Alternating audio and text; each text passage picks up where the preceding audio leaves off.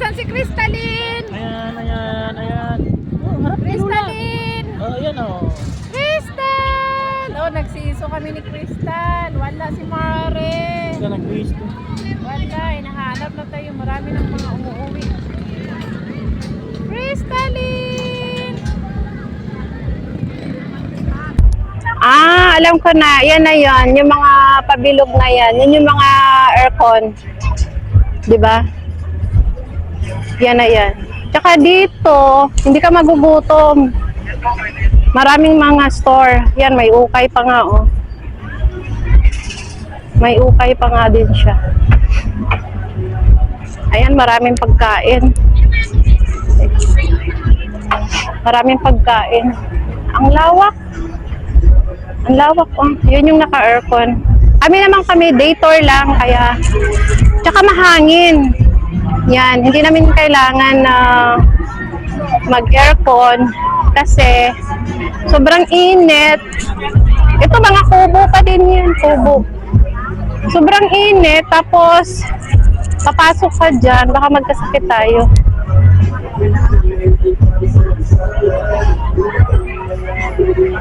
Ito yung locker. Locker. Para maging safety yung mga gamit. Dito pala yun. Hi! Yan, ang laki pala. Doon sa dulo, yung ano natin, kubo. Yun yung malaking inflatable. Ito yung stage. Libre kumanta daw dito. Mamaya may oras yata. Yan, laki ng stage. Napaka-colorful. Kahit ano ka, left and right. Napaka-colorful ng surroundings dito. Kaya naman pala siya ikutin, guys. Puntahan natin doon.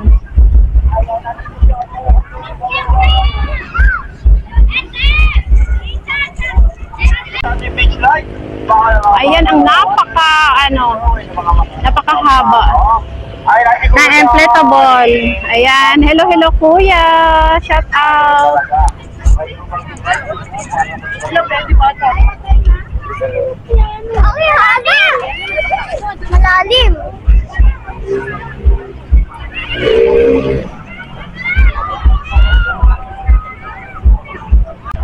Ayan, pang kids pa din. Daming mga pangbata dito. Ito, ayan, mga pangbata pa din siya, pero need pa din ng guidance na mga adult dyan. Ayan, pang kids pa din. Ayan, ang saya-saya nila. Ayan, baka pwede ako dyan mamaya. 4 feet daw dyan. 4 feet. Yung isa, napakababaw lang din. Gold. Ayan, pang baby lang talaga. Ayan, ito yung Unicorn Fantasy Park. Pambata talaga, no? Full na mga pangbata lang. Ito yun.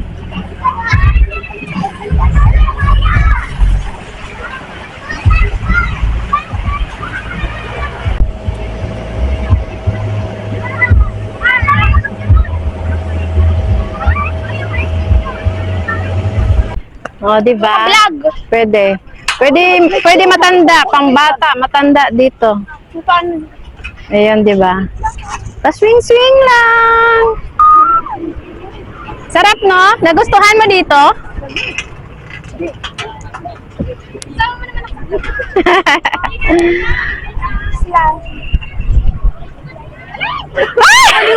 Umikot pala yun.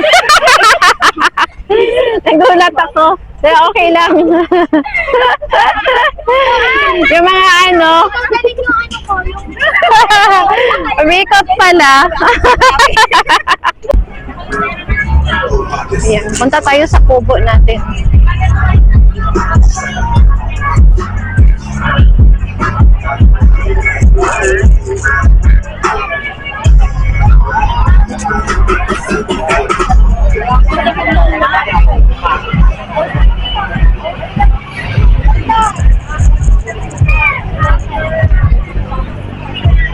For PWD, elderly, and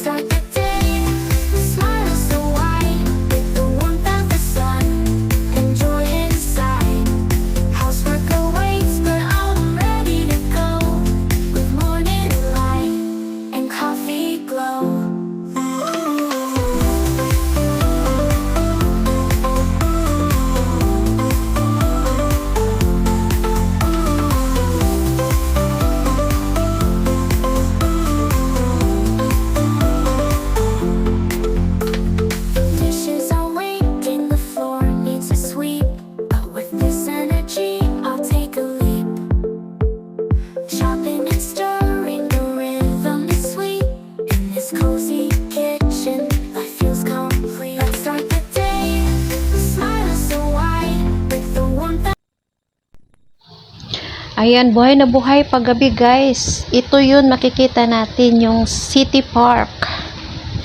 Yan, ang ganda. 'Di ba?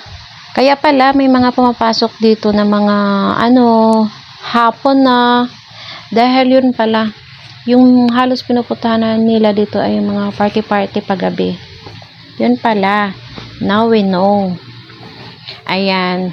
Sa mga pinahulaan ko na 100 Gcash na hanapin nyo ko, wala kami doon.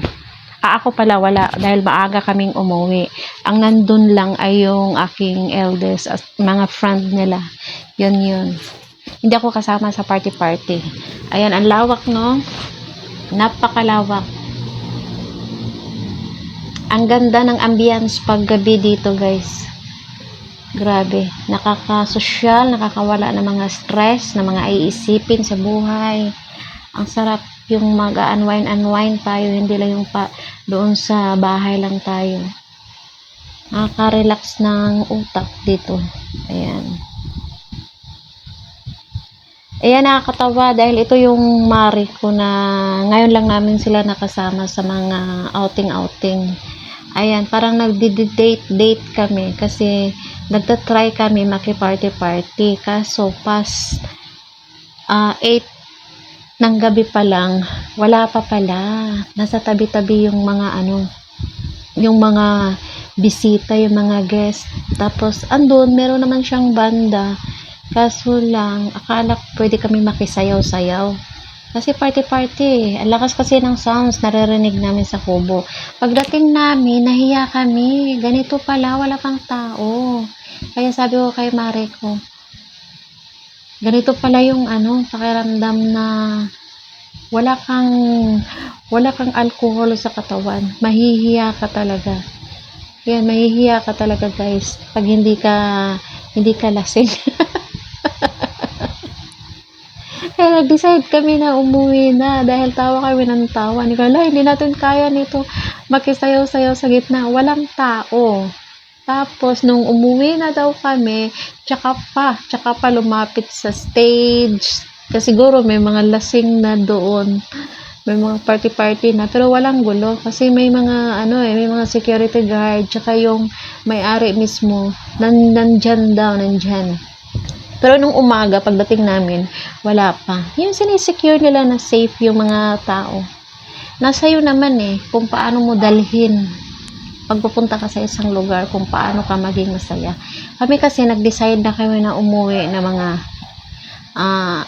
8 ng gabi dahil syempre may bata kami, may kasama kaming si Crystalline. Yun talaga yung priority namin na uuwi na kami para makapag-relax na rin yung bata.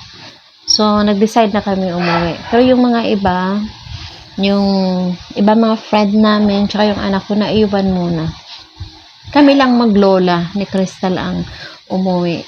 So, sakto pagdating namin sa bahay ng mga 10 ng gabi, sila naman, pauwi na din sila. Nag-decide na rin sila na umuwi na. Kasi gabi na rin naman At least, na-enjoy natin yung view sa park na ito, hindi lang siya pang bata, for all ages talaga siya. So masaya, sobrang saya. Kaya thank you sa nagbigay ng pa-discount dahil sa aming creator na kasama. So thank you talaga guys. Ayan. At saka, ang isa pang purpose, kaya kami nandito para i-celebrate ng 2 days yung birthday ni Kuya Basti, yung aking unang apo. Birthday niya, 6 years old. So, nag-decide, 18 pa lang, nandito na kami. Tapos, kinabukasan naman, pambatang party naman para ma-enjoy naman ni Basti yung mga ka-level niyang kaidaran, mga friends, relatives na mga bata doon sa kung minsan mga classmate niya ganon, may bisita si Kuya Basti. Ayan, enjoy si Kuya dito. Nung una, paayaw-ayaw pa niya, takot or what. Pero dito safe yung mga bata guys kasi nakabako dito. Hindi ka basta-basta nakakalabas. Tsaka lahat ng mga inflatable, merong mga nakabantay. May mga nakatoga na, uy, bawal ka dyan. May mga sukat yung bata. Ayan, birthday ni Kuya. Kaya kantahan natin siya ng happy birthday.